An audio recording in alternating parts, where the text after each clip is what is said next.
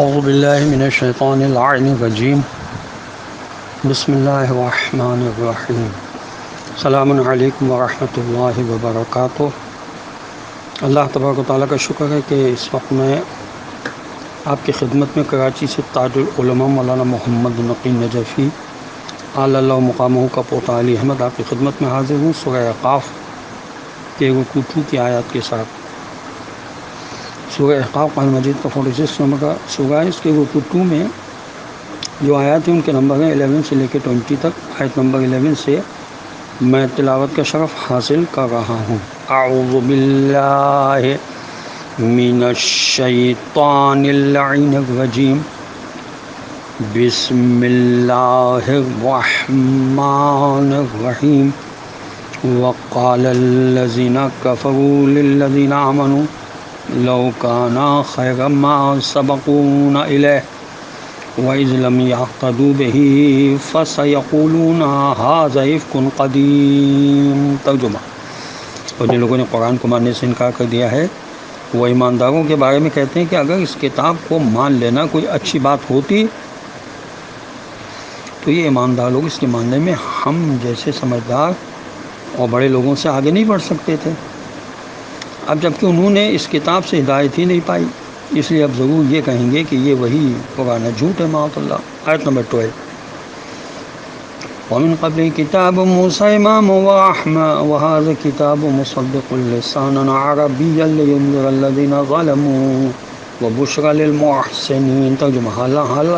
حالانکہ اس سے پہلے موسیٰ علیہ السلام کی کتاب رہنما اور رحمت بن کر آ چکی تھی، اور یہ قرآن اس کی تصدیق کرتا ہے، وہ بھی نہایت فصیح و بلیغ ترین الفاظ یا عربی زبان میں، تاکہ ظالموں کو ڈرائے اور نیکوں کو خوشخبری دے۔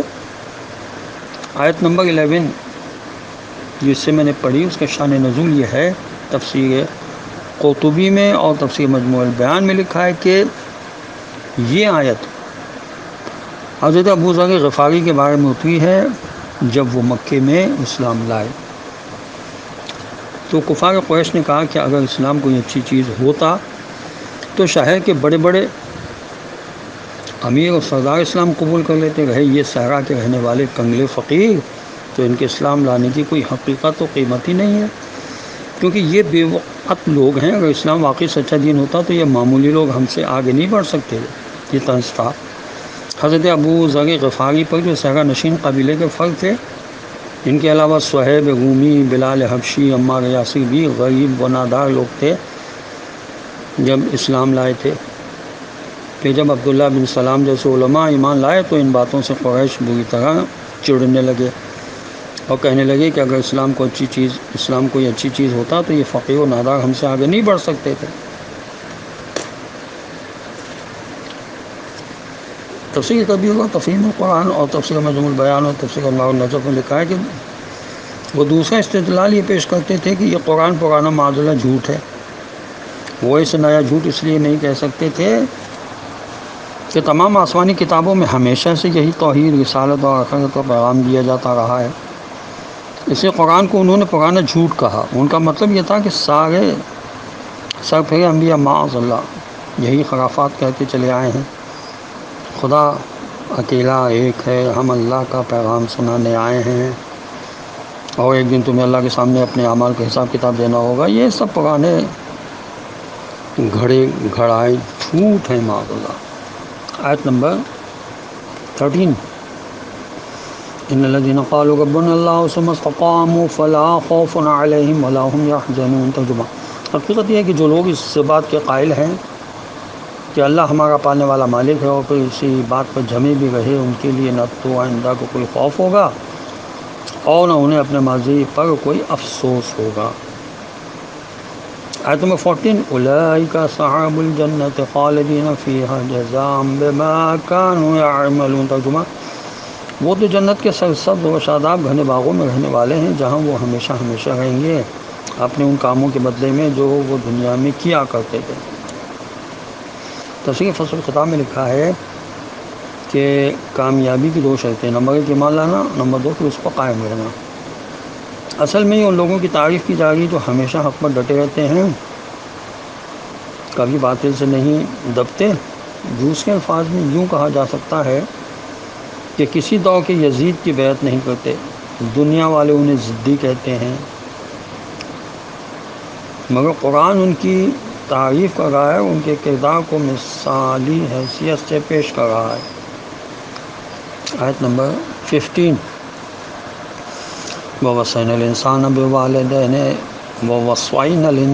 بِوَالِدَيْهِ إِحْسَانًا حَمَلَتْهُ أُمُّهُ كُرْهًا وَوَضَعَتْهُ كُرْهًا وَحَمْلُهُ وَفِصَالُهُ 30 شهرًا حتى إذا بلغ أشده وبلغ 40 سنة قال رب أوزعني أن أشكر نعمتك التي أنعمت علي وعلى والدي وأن أعمل صالحا ترضاه وأصلح لي في ذريتي إني تبت إليك وإني من المسلمين۔ ترجمہ: اور ہم نے انسان کو حکم دیا ہے کہ وہ اپنے والدین کے ساتھ اچھا سلوک کرے، کیونکہ اس کی ماں نے تکلیف پر تکلیف اٹھا کر اسے اپنے پیٹ میں رکھا، اور پھر تکلیف اٹھا کر اسے جنا، اس کے پیٹ میں رہنے اور دودھ چھڑانے میں اسے 30 مہینے لگ گئے، یہاں تک کہ جب وہ انسان جوانی کی پوری طاقت کو پہنچا، اس کی عمر 40 سال تک پہنچ گئی، تو اس نے دعا کی، ہے میرے پالنے والے مالک، مجھے توفیق عطا فرما کہ اس قابل کر دے کہ میں تیری ان نعمتوں اور احسانات کا شکر ادا کرتا رہوں جو تو نے مجھ پر اور میرے والدین پر فرمائے، اور یہ کہ میں ایسا اچھا کام کرتا رہوں جس سے تو راضی ہو جائے، اور میری اولاد کو بھی نیک بنا دے۔ میں تجھ سے لو لگائے تیری ہی طرف پوری توجہ کیے ہوئے ہوں، یا میں تیرے سامنے اپنی کوتاہیوں پر توبہ کرتا ہوں، اور میں تیرے سامنے سے تسلیم و اطاعت جھکائے ہوئے ہوں۔ حضرت امام جعفر صادق علیہ السلام نے اپنے آباء طاہرین علیہ السلام کے حوالوں سے روایت فرمایا ہے کہ جب حضرت امام حسین علیہ السلام اپنی والدہ ماجدہ جناب فاطمہ زہرا صلوات اللہ علیہا کے حمل میں تھے، تو جبرائیل علیہ السلام نے جناب رسول اللہ خدا صلی اللہ علیہ وسلم کو اللہ تبارک و تعالیٰ کا یہ پیغام سنایا کہ ان قریب جو بچہ جناب فاطمہ زہرا سلام اللہ علیہا کے ہاں تولد ہوگا، آپ صلی اللہ علیہ وسلم کی امت اسے قتل کر دے گی۔ اسی بنا پر جناب سیدہ طاہرہ سلام اللہ علیہا کو گنج ہوا، اس لیے یہ آیت نازل ہوئی۔ پھر جب جبریل جناب رسول خدا صلی اللہ علیہ وسلم کے پاس سے خوشخبری لائے کہ اللہ تبارک و تعالیٰ آپ صلی اللہ علیہ وسلم پر سلام بھیجتا ہے اور یہ خوشخبری دیتا ہے کہ وہ اس سے بچے امام حسین علیہ السلام کی اولاد میں امامت، ولایت اور وجاہت کو قرار دے گا، اس پر جناب رسول خدا صلی اللہ علیہ وسلم نے فرمایا میں راضی ہوں۔ پھر جب جناب رسول خدا صلی اللہ علیہ وسلم نے یہ خبر جناب فاطمہ زہرا صلوات اللہ علیہا کو سنائی تو وہ بھی راضی ہو گئی، اور امام حسین علیہ السلام نے کسی عورت کا دودھ نہیں پیا۔ حضور اکرم صلی اللہ علیہ وسلم نے اپنا انگوٹھا ان کے منہ میں دے دیا، جس سے وہ اور یہ مسلسل کرتے رہتے تھے، جس سے دودھ جاری ہوتا تھا، اور وہی ان کی غذا تھی، لہذا ان کو گوشت اور خون پیغمبر اکرم صلی اللہ علیہ وسلم کے خون سے ہے۔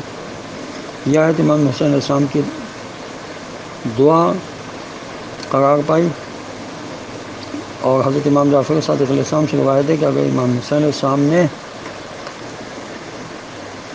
اصلح لی ذریتی، اصلح لی فی ذریتی، میری اولاد میں سے کچھ کی اصلاح فرما دے کے بجائے اصلح لی ذریتی، میری پوری اولاد کی اصلاح فرما دے، فرمایا ہوتا تو آپ علیہ السلام کی ساری اولاد امام ہوتی۔ نیز کے سوا حضرت یحییٰ علیہ السلام اور امام حسین علیہ السلام کے کوئی بچہ 6 ماہ کا پیدا ہو کر زندہ نہیں رہا ہے۔ یہ تفسیر صافی میں بحوالِ کافی لکھا ہوا ہے۔ آیت نمبر 16، اولئک الذین نتقبل عنہم احسن ما عملوا ونتجاوز عن سیئاتہم فی اصحاب الجنۃ وعد الصدق الذی کانوا یوعدون۔ ترجمہ: اسی طرح کے لوگوں سے ہم ان کے اچھے کام جو انہوں نے کیے ہیں قبول کریں گے، اور ان کی غلطیوں کو معاف کر دیں گے، وہ جنتی لوگوں میں شامل ہوں گے اس سچے وعدے کی بنا پر جس کا ان سے وعدہ کیا جا چکا ہے۔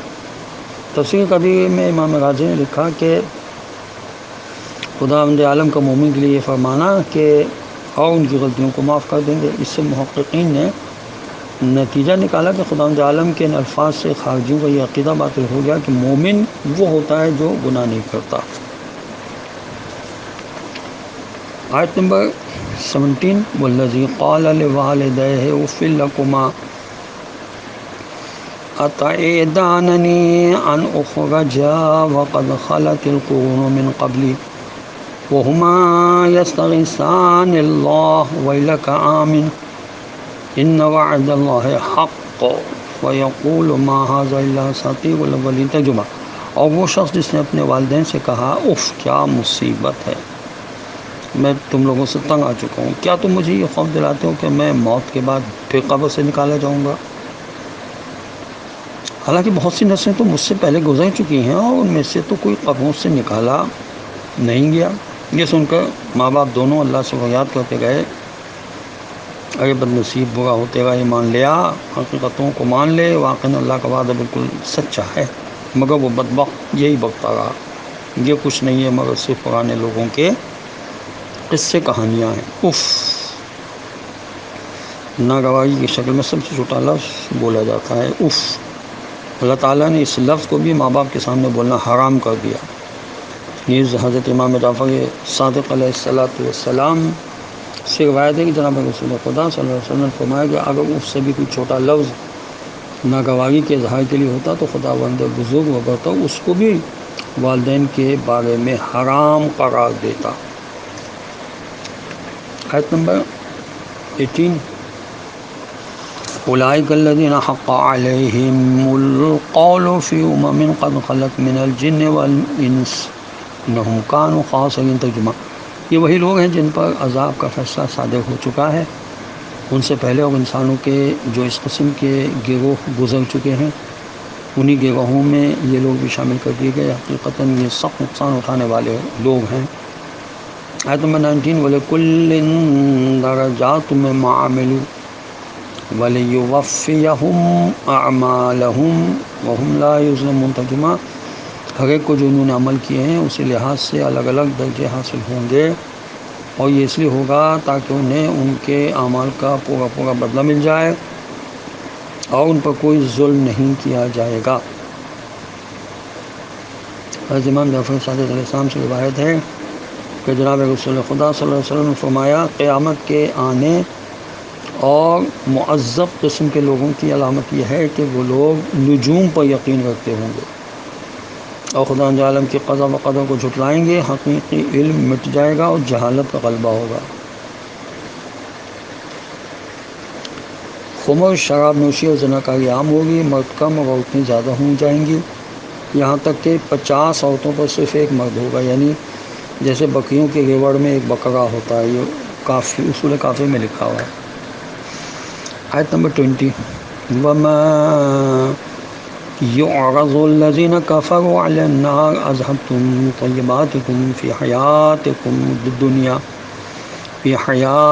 الدُّنْيَا وَاسْتَمْتَعْتُمْ بِهَا وَالْيَوْمَ تُجْزَوْنَ عَذَابَ الْهُونِ بِمَا كُنْتُمْ تَسْتَكْبِرُونَ فِي الْأَرْضِ بِغَيْرِ الْحَقِّ وَبِمَا كُنْتُمْ تَفْسُقُونَ۔ ترجمہ: اور جس دن یہ حق کے انکاری کافر لوگ آگ کے سامنے لائے جائیں گے تو ان سے کہا جائے گا تم اپنے حصے کی سب دولت اور نعمتیں اپنی دنیا کی زندگی ہی میں ختم کر چکے ہو اور تم نے ان سے خوب فائدہ اٹھا لیا، اب آج تمہیں ذلت کے عذاب کی سزا ملے گی اس وجہ سے کہ تم دنیا میں ناحق تکبر کیا کرتے تھے اور اس لیے بھی کہ تم نافرمانی کے برے برے کام بھی کیا کرتے تھے۔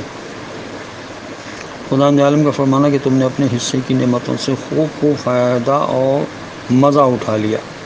عربی میں استمتاع کا لفظ لذت اٹھانے اور مزہ لینے کے لیے استعمال ہوتا ہے۔ لذت اٹھانا گناہ نہیں ہوتا، لیکن یہاں وہ لذتیں مرادیں جو خدا تعالیٰ اور آخرت کو بھلانے کی وجہ سے حرام چیزوں سے حاصل کی جاتی ہیں۔ مطلب یہ ہے کہ تم نے خداوند بزرگ و برتر اور آخرت کو بھلا کر حرام لذتوں سے جی بھر کے مزے اٹھا لیے، حلال و حرام کا کوئی فرق نہیں رکھا۔ اب اس مزے کا اصل مزہ چکھو جو تمہیں ذلیل کرنے والی سزا سے ملے گا۔ اصل میں یہ لطیف طنز ہے، یہ تفسیر صافی میں لکھا ہے۔ خداوند عالم کی بارگاہ میں دعا ہے کہ پروردگار ہمیں قرآن پڑھنے، سمجھنے اور اس پر عمل کرنے کی توفیق عطا فرما دے اور ہمیں وارث قرآن حضرت امام زمانہ عجل اللہ تعالی فرد و شریف کے چہرے انور کی زیارت کرا دے، اور ہمیں توفیق عطا فرما کہ ان کے قدموں پر اپنی جانوں کو نثار کر دیں۔ وآخر دعوانا الحمد للہ رب العالمین، وصلی اللہ علی محمد وعلی آلہ الطیبین الطاہرین المعصومین المظلومین، اللہم صل علی محمد وآل محمد وعجل فرجهم واحشرنا معهم۔ السلام علیکم ورحمۃ اللہ وبرکاتہ۔